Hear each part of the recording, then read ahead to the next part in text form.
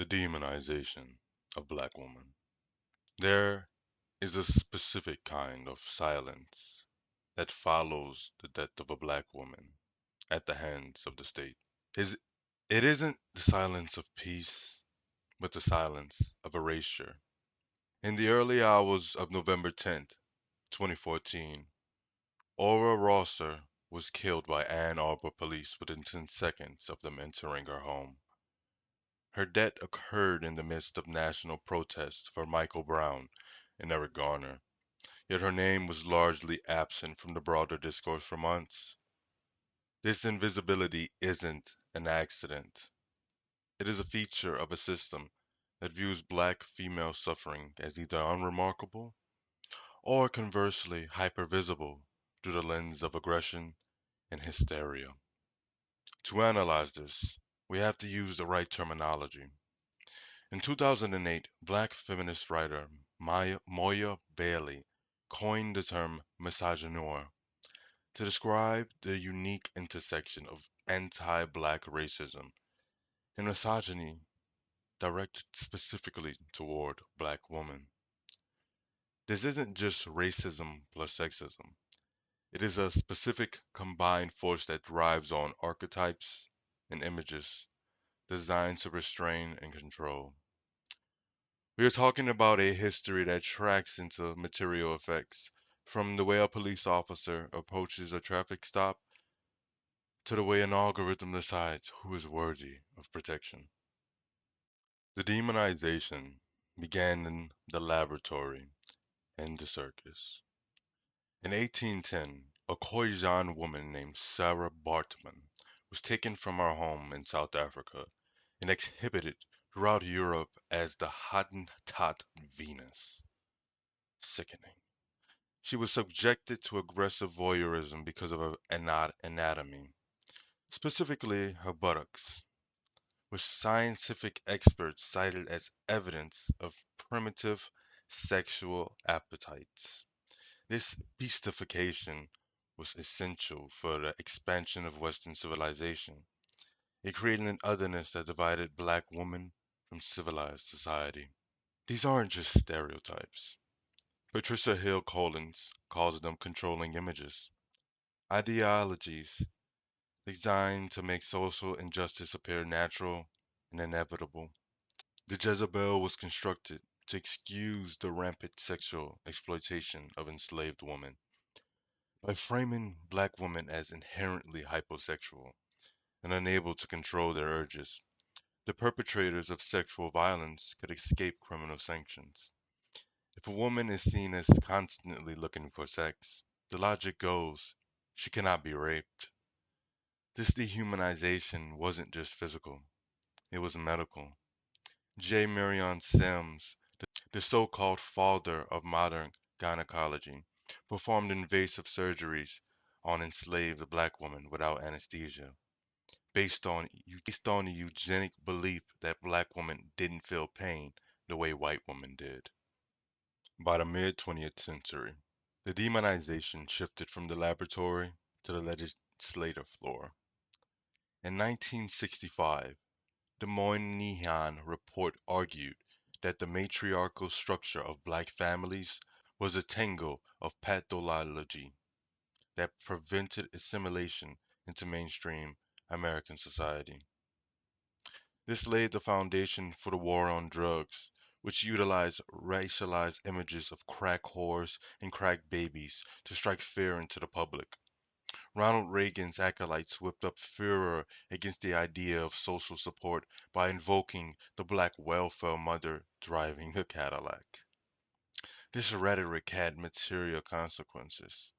The Anti-Drug Abuse Act of 1986 mandated a 5-year sentence for 5 grams of crack cocaine, but required 500 grams of powder cocaine to trigger the same penalty. This led a surge in black arrests. By 1990, black people made up over 60% of those convicted drug charges. For black women, the impact was catastrophic. The number of women in prison doubled between 1990 and 2000. We see the fallout in cases like Phyllis Grandma Hardy, sentenced to 30 years because her husband gave her money for groceries that came from a drug ring.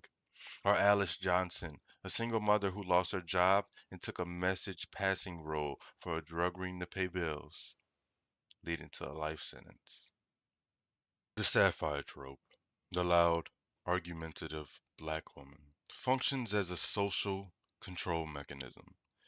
It is employed to punish black women who violate societal norms that encourage them to be passive, servile, and unseen.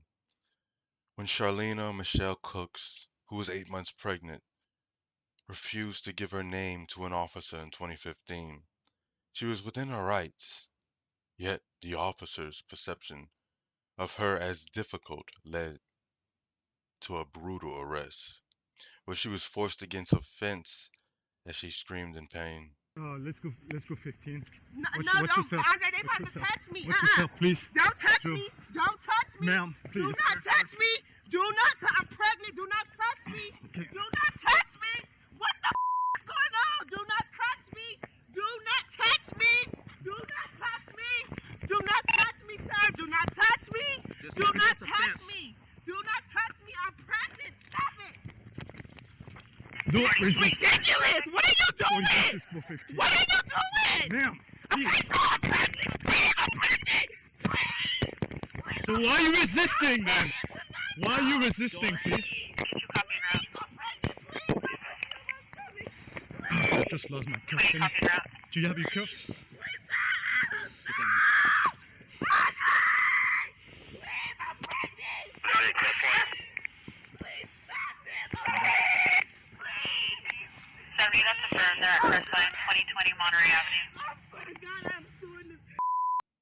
Every police interaction is informed by this perception that they are lying, cheating, and not worthy of protection. This is why the hashtag Say Her Name movement, launched by Kimberly Crenshaw and Andrea Ritchie, was so critical. It challenged the respectability politics that often silence black women's trauma. In the case of Corin Gaines, some even within the black community accepted the police narrative that she was mentally unstable, validating her death. There is a double standard of interracial concern where the outcry for black men killed by the state often dwarfs the response for black women. As Shirley Beckley famously said, we can't be silent when it happens to a woman and then go out and march when it happens to a man. In modern media, these tropes are sanitized but no less potent.